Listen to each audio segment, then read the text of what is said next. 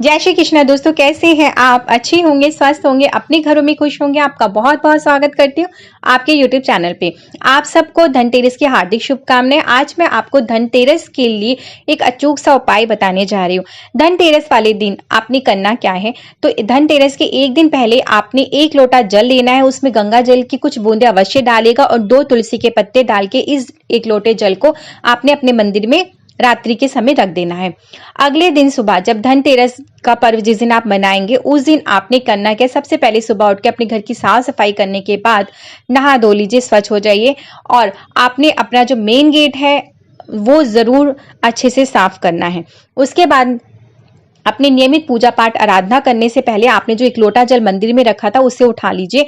अब आपने करना क्या है, इस जल से अंदर से छिड़काव करते हुए आप घर के बाहर की तरफ आएंगे और आपने ये जो बाकी बचा हुआ जल होगा ये अपने दहलीज पे, दरवाजे पे जो मेन गेट है वहां पे आपने सफाई करके इस जल को छिड़क देना है। उसके बाद आपने अपनी दहलीज पे या मेन गेट जो भी है आपका, आपने वहां पे हल्दी से स्वास्तिक का चिन्ह बनाना है। स्वास्तिक का चिन्ह बनाने के बाद आपने थोड़े से अक्षत रखने। अक्षत आप सभी जानते हैं, साबुत चावल होने चाहिए, टूटे फूटे बिल्कुल नहीं होने चाहिए।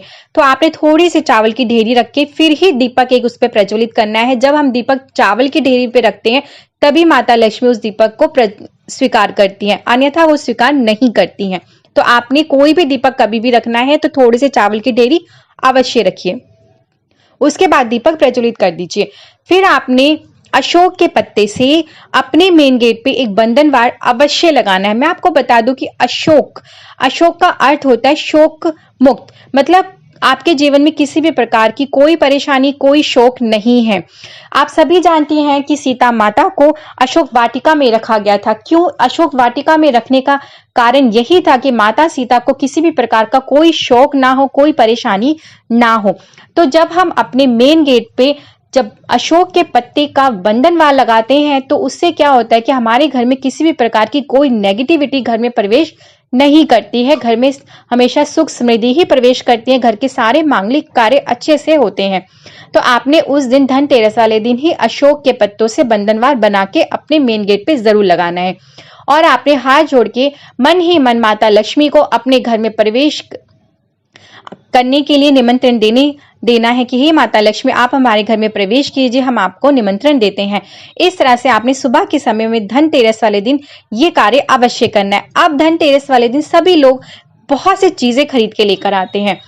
तो मैं आपको बता दूं कि कितनी भी कीमती चीजें खरीद लें, मगर आपने एक छोटी सी चीज नहीं खरीदी तो आपने कुछ नहीं खरीदा। तो धनतेरस वाले दिन आपने धनिया जरूर खरीदना है।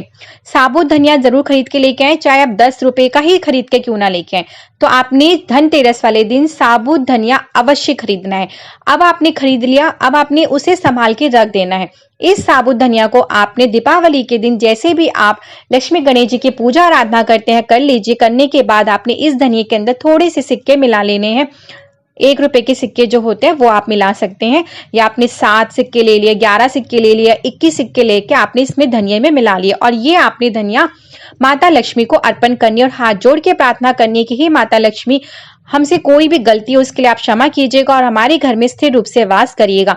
इसके बाद आपने ये माता लक्ष्मी को अर्पण कर देने हैं। ये पूरी रात आप दीपावली के दिन माता लक्ष्मी के समक्ष पड़े रहने दीजिए। अगले दिन आपने सुबह उठ के ये जो धनिया है ये किसी गमले में बो देने हैं, सिक्के के साथ में ही बोने हैं आपने। थोड़े दिन के बाद उसमें से अंकुरित हो जाएंगे और कुछ पत्ते निकल जाएंगे। अगर हरे रंग के पत्ते निकलते हैं तो आप समझ जाइएगा माता लक्ष्मी आपके घर में स्थायी रूप से वास करने वाली हैं। किसी कारणवश अगर उसमें से पत्ते नहीं निकल रहे या पीले रंग के निकल रहे हैं तो माता लक्ष्मी आपको संकेत दे रही हैं कि आपके घर में कुछ अशुभ होने वाला है। तो आप थोड़े से सचेत हो जाइए, उन चीजों का उपाय करिए कि जिससे कि माता लक्ष्मी आपके घर में स्थायी रूप से वास करें। और आपको मैं एक बता दूं कि अगर इस तरह की कोई भी आपके साथ संकेत मिलते हैं तो आपने करना क्या है, जहां भी आपने ये वो साबुत धनिया और सिक्के बोए थे जिस गमले में से, उसी गमले में से आपने कुछ सिक्के को निकाल लेना है और लाल रंग के कपड़े में उन सिक्के को बांध के अपनी तिजोरी में या गले में संभाल के रख देना है और माता लक्ष्मी से हाथ जोड़ के प्रार्थना करने की जो भी गलती आपसे हुई है उसके लिए वो क्षमा करे और आपके घर में स्थिर स्थायी रूप से वास करे, घर में सुख समृद्धि बना के रखें। इस तरह से आप प्रार्थना करते हुए हर शुक्रवार के दिन आप माता लक्ष्मी के लिए जरूर पूजा आराधना कीजिए और शाम के समय आप एक दीपक सरसों के तेल का जरूर अपने घर में प्रज्वलित कीजिए, उसमें 1 लौंग या 2 लौंग अवश्य डालें। ये कार्य आप करके देखिए, माता लक्ष्मी आपके घर में स्थायी रूप से वास अवश्य करेगी। जो भी आपके जीवन की परेशानी है वो जरूर दूर होगी। जय श्री कृष्ण।